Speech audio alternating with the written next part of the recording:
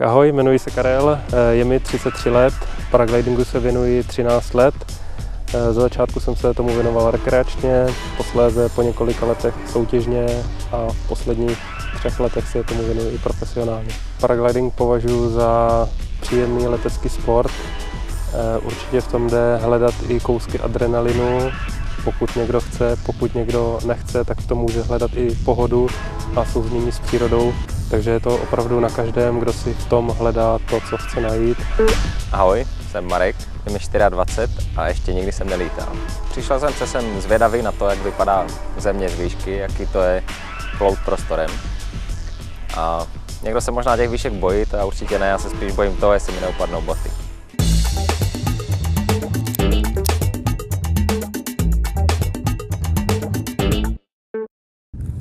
Tak zdravím tě, ahoj, já jsem Karel. Já jsem Marek. Tak já tě vítám. Předpokládám, přišel si vyzkoušet, jaký to je lítat. No určitě, jsem na to zvědavý. Perfektní. Takže tady dnes vyzkoušíme paraglidingový tandemový let, což je jeden z mnoha způsobů, jak se dostat do vzduchu. Je to v podstatě ten nejjednodušší, nejlevnější dopravní prostředek a tím, že máme i velký padáky tandemový, tak můžeme vozit i takový zájemce, kteří se chcou na chvíli do 3. dimenze vzdušné podívat. Takže budu rád, když ti to dneska ukážu.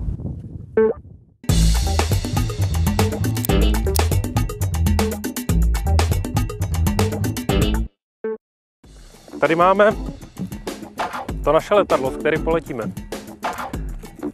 Z čeho se to skládá, nebo jak to vypadá, je to takováhle pěkná šustáková hadra. Když se na to koukneš, vypadá to skoro jak igelit, ale je to speciálně taková tkanina, Skytex. Proč to letí? Má to letecký profil. Tady, jak je ta náběžná hrana, vidíš tady tyhle ty díry, tak tam se ten padák celý plní vzduchem a vlastně díky tomu letí.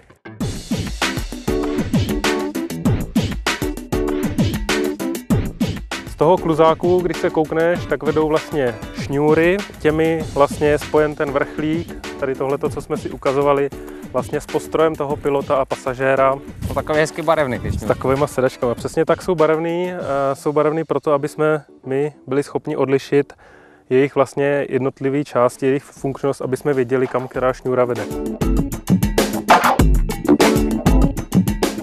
K tomu vlastnímu postroji, v kterým vlastně my letíme, v kterým sedíme, v kterým jsme připoutaní, tak aby jsme prostě bezpečně letěli, startovali a přistávali.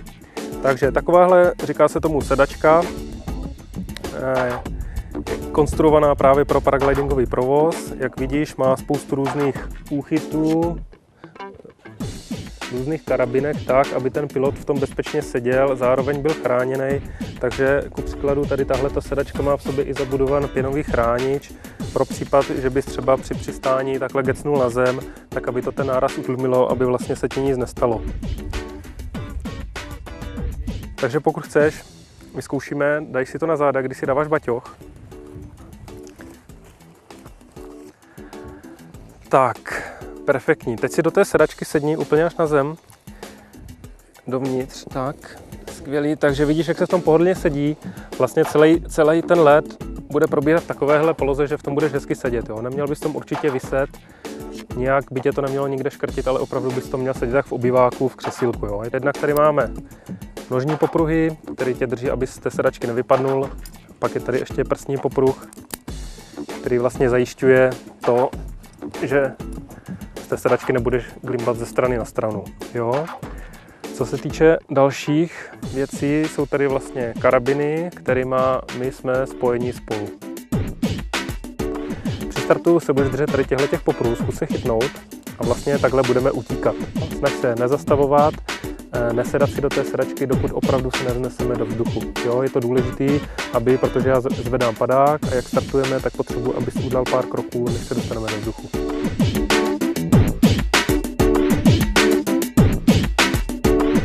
Potom, jak budeme ve vzduchu, stále se drž těch popruhů. Z těch karabinek vedou ty popruhy ke mně na sedačku a na padák, tak aby se ti dobře sedělo po tom startu, abys nebyl takhle předkloněný. Tak se mezi něma takhle hezky protáhneš dozadu, takhle uděláš rukama, připažíš, jo? A od té chvíle už vlastně letíme volně, pak už si můžeš i ty ruky pustit a už si můžeme kecat, povykládat a užívat si letu. Takže to je vše. Přistání ti řeknu až nahoře ve vzduchu.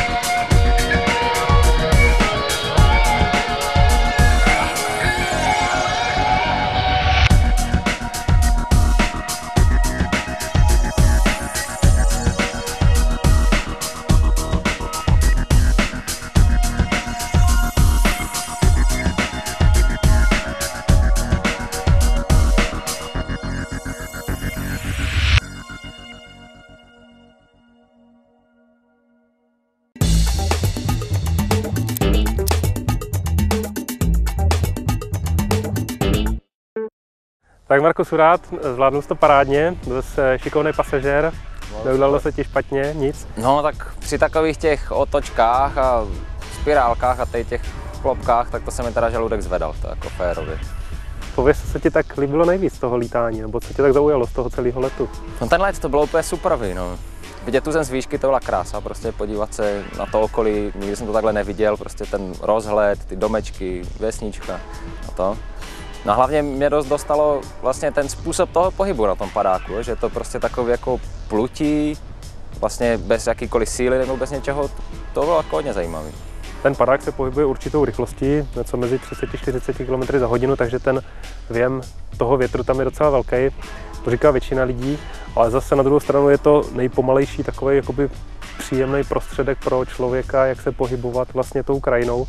Já jsem rád, že se ti to líbilo a nějaký ta spirálka, houpání, to říkáš? No tak přiznám se i bez mučení, že teda to mě úplně nedostalo, jo, protože takový to zhoupnutí, když se tam úplně prostě prohodí přetížení, nejdřív člověka tlačí prostě do té sedačky a pak se to úplně otočí a člověk vlastně skoro padá důle, tak z toho se mi teda zvedal kufr jako dost.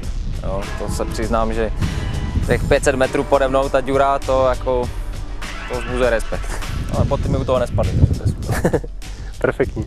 Takže jo, já jsem rád, že jsi to užil a doufám, že se ještě někdy uvidíme a zase se nahoru dostaneš a pokocháš se. Já doufám taky. Díky moc. Jo, jsem rád, ahoj.